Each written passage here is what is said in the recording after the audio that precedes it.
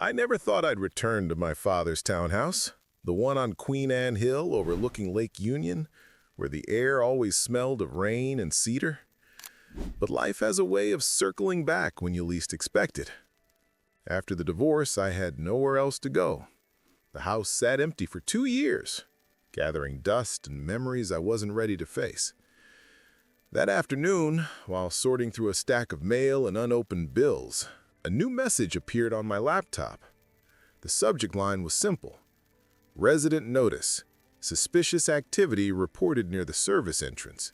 Please ensure all doors are locked. It looked automated, like something the building's management company would send. Still, I frowned. The tone felt off, too specific, almost personal. I checked the sender's address. It ended with a domain I hadn't seen in years, at greensecurity.com. My father's old company. I sat back, uneasy. Green Security had been sold after his death, absorbed by a larger firm. There was no reason their old servers should still be active. Maybe it was just a glitch, or maybe the ghosts of my father's legacy still knew how to type. Hours passed, and I tried to ignore it. I walked through the silent rooms, hearing the hum of the refrigerator, the echo of my own footsteps. Everything inside still felt like his. The glass awards, the blueprint frames, the smell of tobacco that clung to the wood. As the rain started outside, my phone rang. A young voice, shaky and breathless. "It's Evan, the new maintenance guy." I barely remembered meeting him. "What's wrong?" He hesitated, and in that pause I heard the sound of wind rushing past the phone. "I was checking the perimeter cameras, and I just saw 2 men leaving through the back door of your townhouse." My throat tightened. "Are you sure it was mine?" "Yes, sir. Unit 7. They used the service exit, the one by the alley." The line went dead before I could ask more. Within minutes, I was in my truck, speeding through slick streets toward the house. The neighborhood looked normal, calm, quiet, indifferent, but every shadow seemed to move. I parked at the curb, heart pounding, and walked up the stone steps. The back door stood slightly open, the lock scratched. Inside, the air was different, warmer, disturbed. Lights flickered faintly from the hallway. I stepped inside, my hand brushing the wall where my father used to hang his old key ring. Then I saw her. A woman sat on the edge of the living room sofa, her posture composed, and her hands resting on a small leather notebook. It was old, cracked at the corners, the name Arthur Green engraved in fading gold on the cover. For a moment, neither of us spoke. The rain tapped against the window, and the ticking clock in the hallway sounded painfully loud. "Who are you?" I asked. She looked up. Her voice was calm, but low, as if she had rehearsed this moment 100 times. "You shouldn't have come back here." I stared at the notebook. "That was my father's. Where did you get it?" Her eyes darkened. "Not after what your father did." The words hit harder than they should have. My father, a man people called honorable, disciplined, uncompromising, had secrets I never understood. But this woman wasn't accusing out of anger. It was grief. I took a slow step forward. "What are you talking about? Who were those men?" She didn't move, just tightened her grip on the notebook until her knuckles turned white. Then, barely above a whisper, she said, "They were looking for this." Her gaze flicked toward the front window, where a pair of headlights flashed briefly before disappearing into the mist. "And they'll be back." The house fell silent again, but now every creak in the floor, every sigh of the wind, felt like a countdown I couldn't hear. She didn't move for a long time, just sat there, her hands still resting on the old leather notebook like it might disappear if she let go. I stayed by the doorway, unsure whether to grab the phone or pour her a glass of water. Finally, she spoke. "My name is Lydia Cole. she said quietly. "I used to work for your father." The name meant nothing to me, but the way she said it, like it still carried a weight, made me listen. I was a senior accountant at Green Security, before it was sold, before the collapse. That last word hung in the air. Collapse. It sounded familiar, like something buried deep in a newspaper headline I once glanced over but never finished reading. "What are you doing here?" I asked. Lydia's eyes flicked toward the window. The rain hadn't stopped. It blurred the glass into a moving gray sheet. "I came to take back what belongs to my family. That notebook is proof of what Arthur Green did." "My father?" She nodded. "In 2004, there was a construction project near the docks, a security expansion for the Port Authority. 2 men died when a support system failed." I felt the old ache behind my eyes, the same one that came whenever someone dragged my father's name through mud. "That was ruled an accident," I said. "It wasn't," she replied sharply. "I handled the internal payments. I saw the ledgers, numbers that didn't add up. Your father moved money through shell accounts to silence inspectors. 2 workers took the fall. One of them was my father." The room tilted a little. I looked down at the notebook again, at my father's name pressed into the worn leather. "You're saying he paid people off?" Lydia stood, her voice trembling but certain. "Not just people. Departments. The city itself." I reached for my phone. "Then we call the police. You can explain everything." She took a step forward, eyes blazing. "You think they'll help? Half of them were paid off by your father's company. I know their names." Her certainty unsettled me more than the accusation itself. I put the phone down slowly.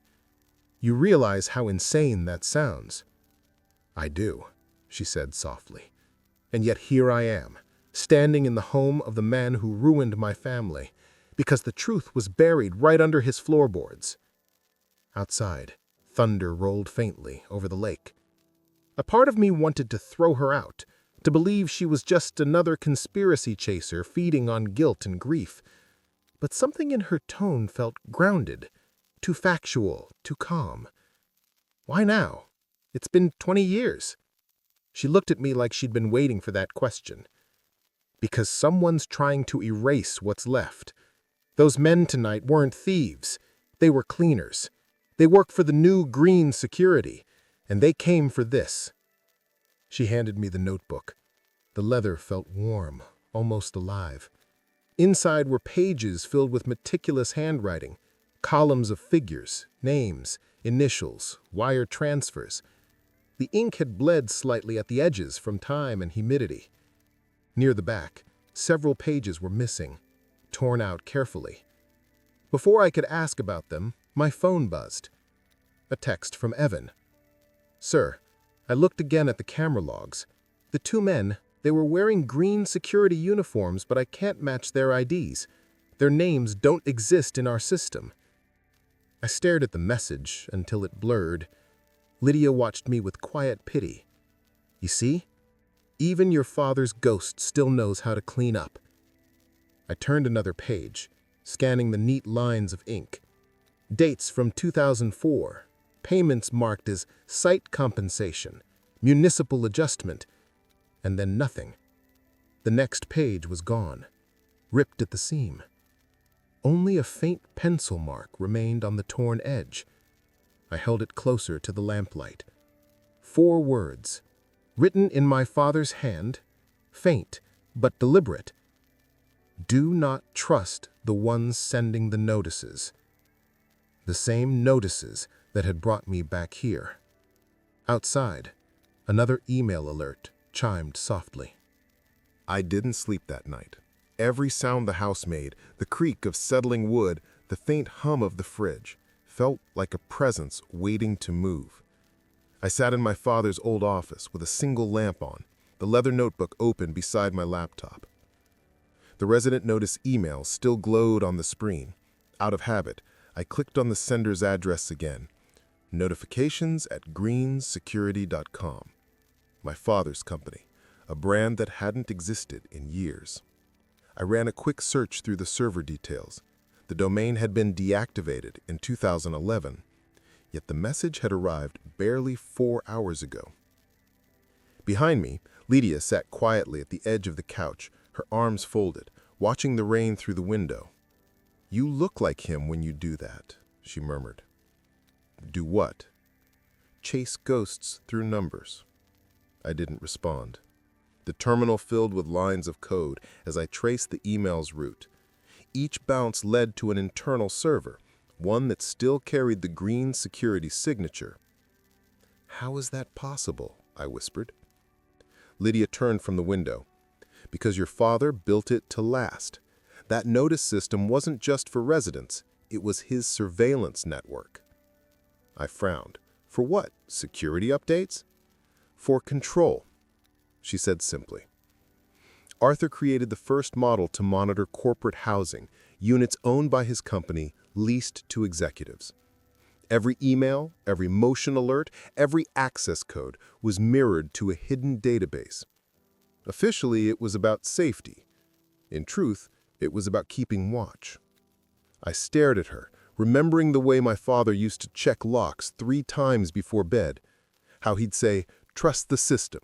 It remembers what we forget." So the notices were never just notices, Lydia finished. They marked properties holding sensitive material, files, prototypes, documents. If something went wrong, the system flagged the address for a cleanup team. I felt the chill spread through me. "You're saying the men Evans saw were cleaners, not burglars?" I rubbed my eyes, exhausted. "And my father ran this?" She nodded. "And when the company was sold, that network was part of the deal. Only now, it's being used for something darker, erasing evidence from the past." I closed the notebook and stood. "That's insane." Lydia's voice stayed calm. 2 men are dead because of what's written in those pages. My father was one of them. You saw the payments yourself." I didn't want to believe her, but the handwriting, the signature, it was all his. My father's precise, slanted script marking payouts that aligned perfectly with the dates of the accident she mentioned. Outside, lightning flashed over the lake, lighting the glass wall of the living room in pale blue.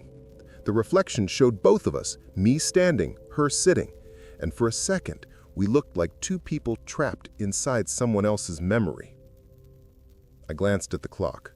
2:47 a.m. Lydia broke the silence. "Do you want to know who those men were?" I hesitated, then nodded. Ray Holden and Curtis Dean, both ex-employees of Green Security, fired in 2006. They now work as subcontractors for the new board. I typed the names into a search bar. Their faces came up on an old company event photo, standing behind my father, smiling proudly. The thunder rolled again, and my phone vibrated against the table. A new email had just arrived. My pulse quickened. The subject line read, "Resident notice. Entry detected at 3:14 a.m. Location, Green Property, Unit 7.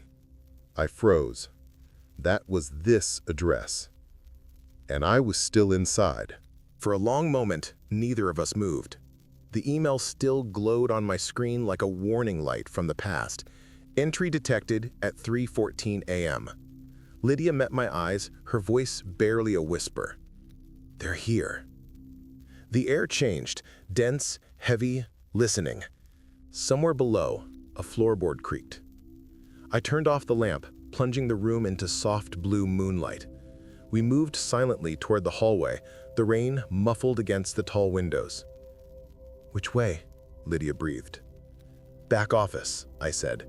"It locks from the inside." We slipped into my father's study, the same one where I'd once watched him draw plans late at night.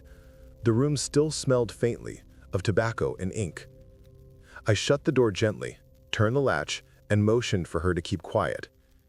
Footsteps sounded beyond the living room, slow and careful. Someone knew we were inside. The old wooden floors gave away every movement. I could feel the vibration through my shoes. Lydia's hand brushed mine, trembling slightly. "Scott." I scanned the bookshelves, searching for anything that could be used as a weapon, a lamp, a paperweight, anything. That's when I noticed one section of shelving pushed slightly forward. A thin gap along the wall revealed something metallic behind it. I pressed my shoulder against the shelf.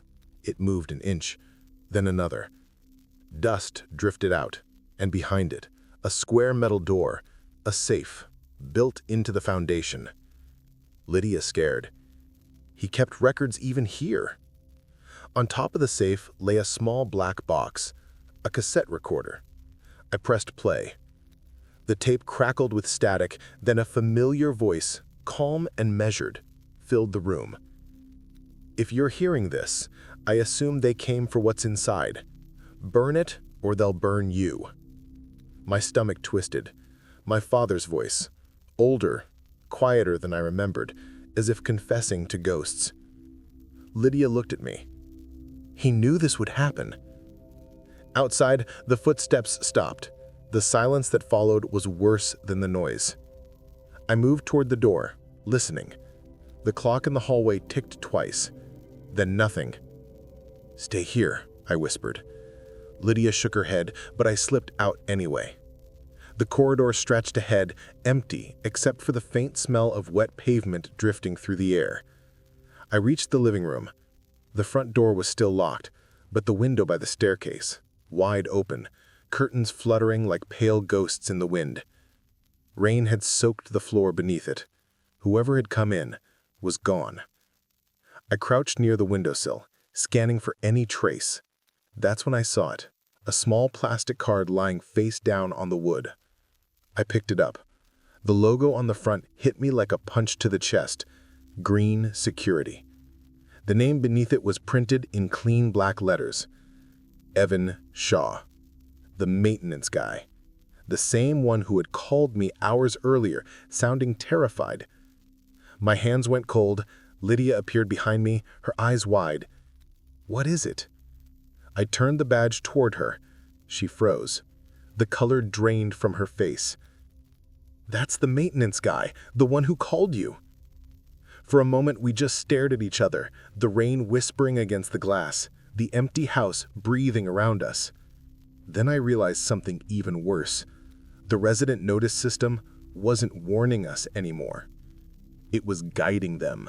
The next morning, Seattle looked washed clean. The kind of gray that made everything seem honest for a few hours. But honesty didn't live long in my family's shadow. Lydia and I drove across the bridge toward the industrial district, where the old Green Security headquarters still stood.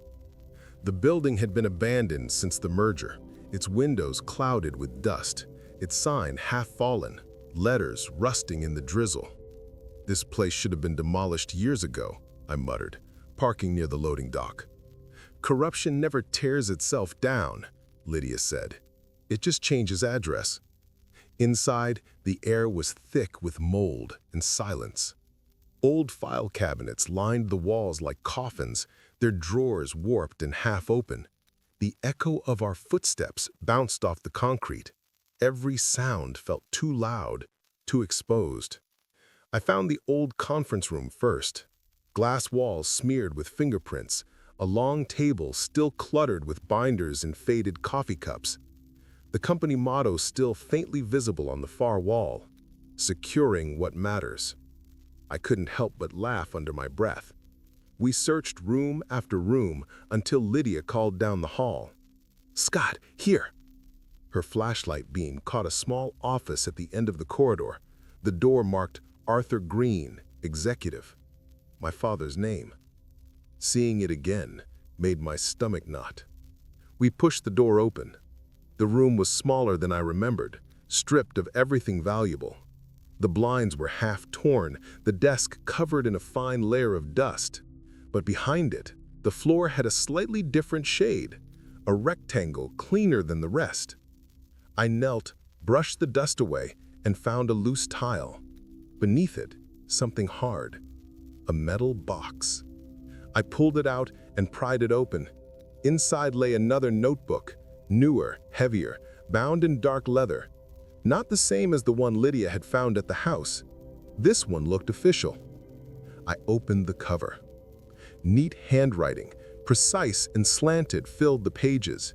Dates, payment references, routing codes, initials. I flipped faster. Each page was worse than the last. Transfers to offshore accounts, project IDs tied to government contracts, names I recognized from headlines and campaign posters.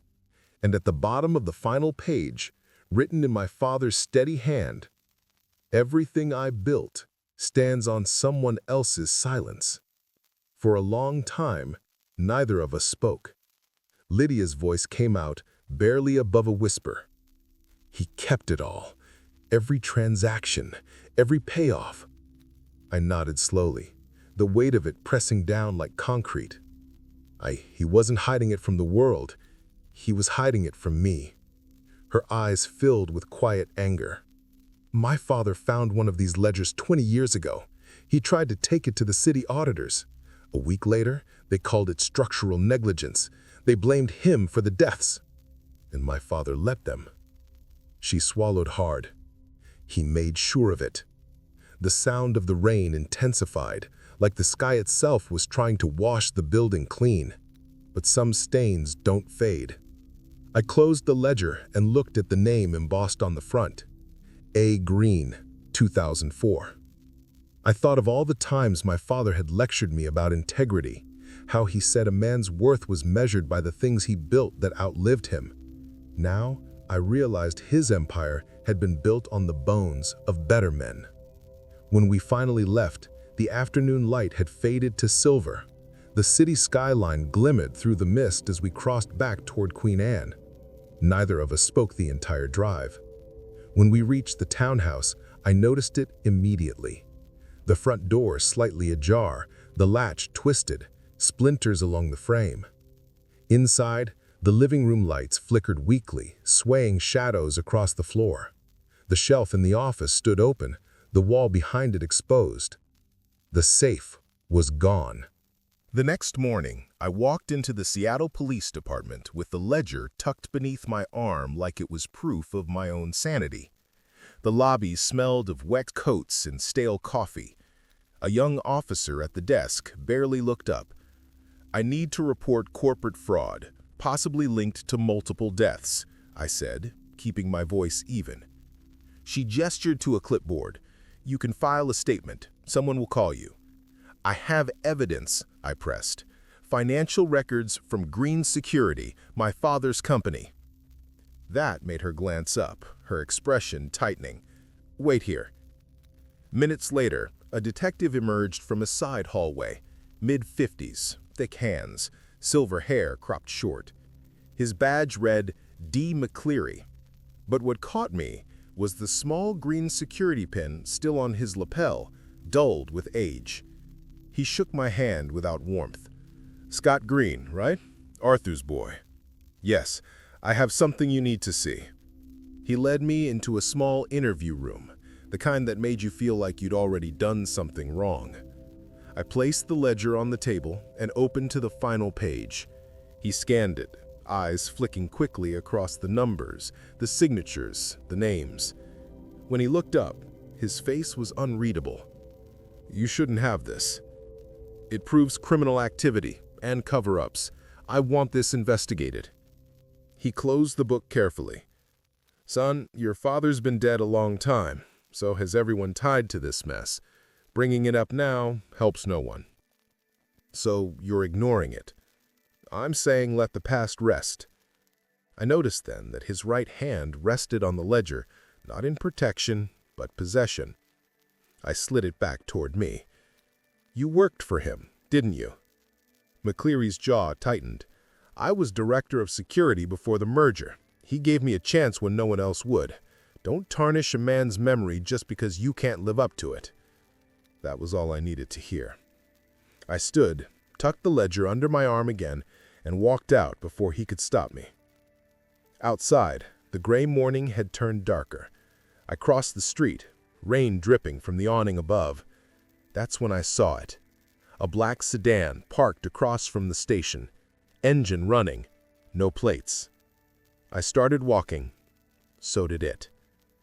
Lydia picked me up 2 blocks away. "You were right," I said, sliding into the passenger seat. "They're protecting it." "Who?" "The police. McCleary was Green Security's head of security. He knew everything." Her jaw clenched. "Then we go around them." That night, back at the townhouse, we turned our attention to the resident notice network. Lydia spread printouts across the table. IP traces, email headers, timestamps. "All these alerts," she pointed, "come from the same dormant server cluster. It was originally built to automate building surveillance for corporate housing. But look." She highlighted a string of code at the bottom of one document. "Flag for review, property ID." Each time someone sends a notice, it marks the address for inspection, digital and physical. It's how they choose which properties to clean. So our emails were warnings, but also signals. Whoever runs this network thinks your house still holds something worth erasing. I leaned back, exhaling. Then let's see how deep this goes. We rerouted the server connection, accessing the master log. Dozens of properties appeared on the screen, each tagged with a green indicator, reviewed. Others were red, pending cleanup. Lydia stared. "These are homes, families, anyone tied to Green's old contracts." One entry at the top blinked slowly. "Unit 7, Green property." Our address. My pulse quickened. I typed a quick test email from my account to the same server, just to see if it still worked. Seconds later, a notification appeared. "Notice sent. Property flagged for review by Green Security." Lydia looked at me, her face draining of color. "Scott, what did you just do?" I swallowed hard, staring at the screen. "We just marked ourselves." We didn't sleep for 2 days. Every car that slowed near the townhouse made us flinch. Every email alert made my stomach twist. The server logs confirmed what we already knew. We'd been flagged. Somewhere out there, someone was preparing to erase us just like they'd erased everything connected to my father's legacy. But Lydia had a plan. "We stop hiding," she said, her voice steady but her hands shaking slightly as she adjusted her glasses. "If the system marks us for review, we make the review public." Her logic was brutal but flawless.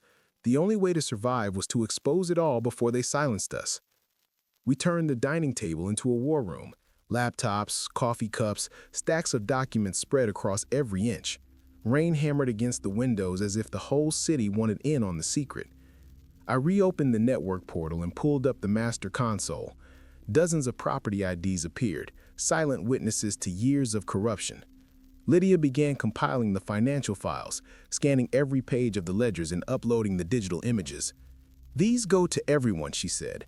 "Every resident, every property manager, every address in this network." I hesitated. That's thousands of homes, people who have nothing to do with this. They deserve to know who's been watching them. Her words hit like a moral verdict. I glanced at my father's tape recorder, the one we'd found behind the bookshelf. The cassette still inside, labeled Arthur Final. I pressed play, hearing that same calm, haunting voice. "If you're hearing this, I assume they came for what's inside. Burn it or they'll burn you." I paused the tape. Not this time. We encoded the audio into the message along with the scanned ledgers and added a single header line to the email. "This is not a security breach, it's a confession." At 3:42 a.m., I hit send.